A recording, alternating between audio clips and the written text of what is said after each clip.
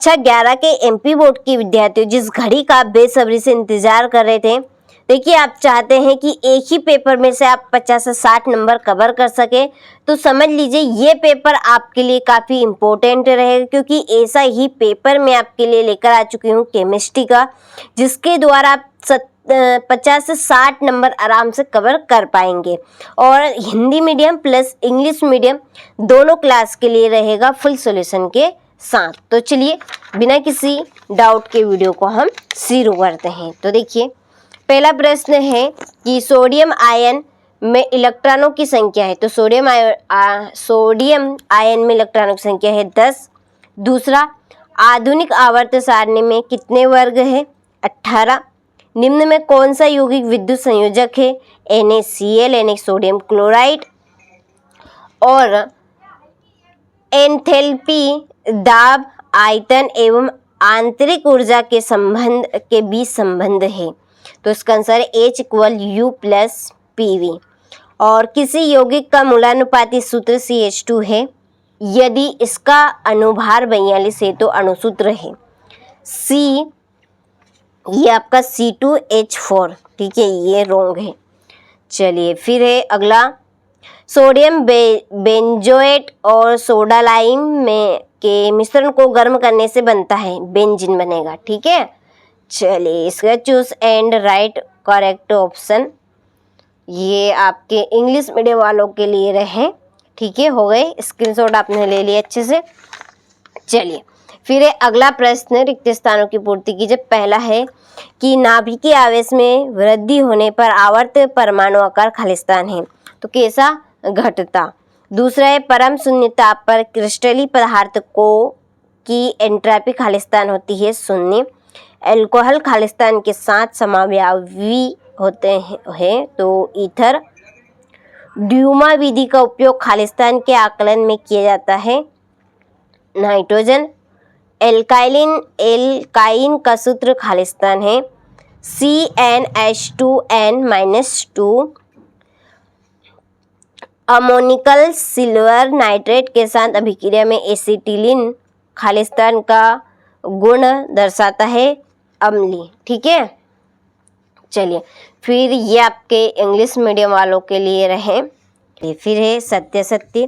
तो देखिए पहला है कि रासायनिक समीकरण में रासायनिक सूत्रों की सहायता से रासायनिक परिवर्तन दर्शाया जाता है, तो ये सत्य है। दूसरा, न्यूट्रॉन कक्ष के चारों ओर गति करते हैं, तो ये असत्य। कक्ष तथा कक्षक में कोई अंतर नहीं होता, तो ये भी आपका सत्य। सहसंयोजी यौगिक सामान्य जल में विलय होते हैं, तो चौथा आपका असत्य है, ठीक है। किसी विलगित निकाय में ऊर्जाओं का योग सदैव स्थिर रहता है, सत्य। और एरोमेटिक यौगिक इलेक्ट्रोफिलिक प्रतिस्थापन अभिक्रिया दर्शाते हैं, तो ये भी आपका सत्य है, ठीक है।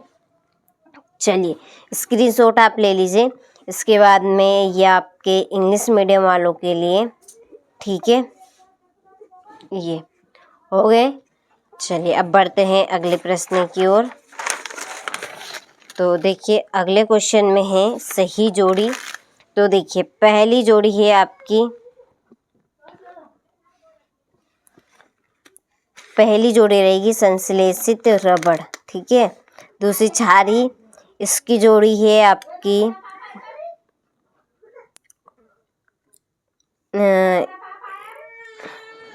इसकी ये जोड़ी रहेगी, तीसरी जोड़ी रहेगी, ये तीसरी हो गई। इसके बाद में पेपर क्रोमेटोग्राफी,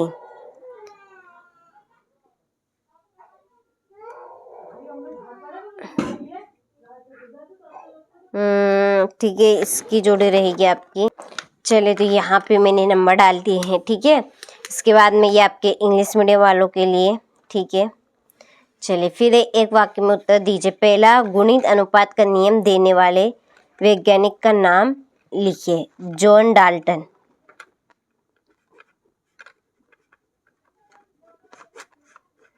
दूसरा, समान परमाणु क्रमांक परंतु भिन्न द्रव्यमान संख्या वाले परमाणु क्या कहलाते हैं? समस्थानिक।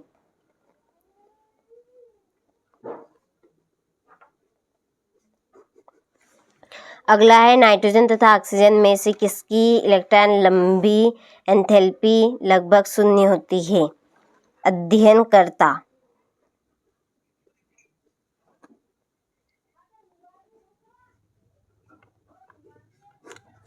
और एसएस अतिव्यापन से बनने वाले बंध का नाम लिखिए। सिग्मा बंध। ठीक है, ये सिग्मा बंध। और 5वें का आंसर है फ्रीडल क्राफ्ट।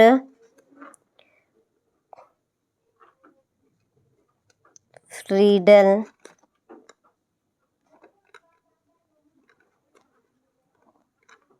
क्राफ्ट्स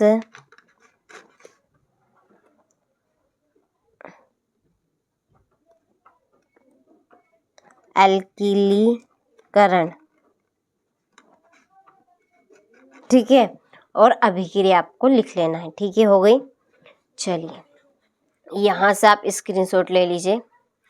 इसके बाद में ये आपके इंग्लिश मीडियम वालों के लिए रहे। ठीक है, फिर छठा प्रश्न, तत्व और यौगिक में अंतर, यौगिक और मिश्रण में अंतर। ये आपका 8वां प्रश्न। अच्छे से आप सारे प्रश्नों को कंप्लीट करें। एसपी अतिव्यापन क्या होते हैं? बर्फ की एंट्रॉपी जल से कम होती है। प्रतिस्थापन अभिक्रिया को उदाहरण सहित। कोल्बे की विद्युत अपघटन अभिक्रिया का रासायनिक समीकरण। ठीक है, मोलरता और मोललता में अंतर स्पष्ट करना है। संक्रम तत्वों की विशेषता बतानी है। ये आपका 16वां प्रश्न। विद्युत संयोजी यौगिक एवं सहसंयोजी यौगिक में अंतर स्पष्ट करना है। ठीक है, चलिए, निम्नलिखित को परिभाषित कीजिए। ठीक है, और ये आपका 19वां प्रश्न और लास्ट है 20वां प्रश्न।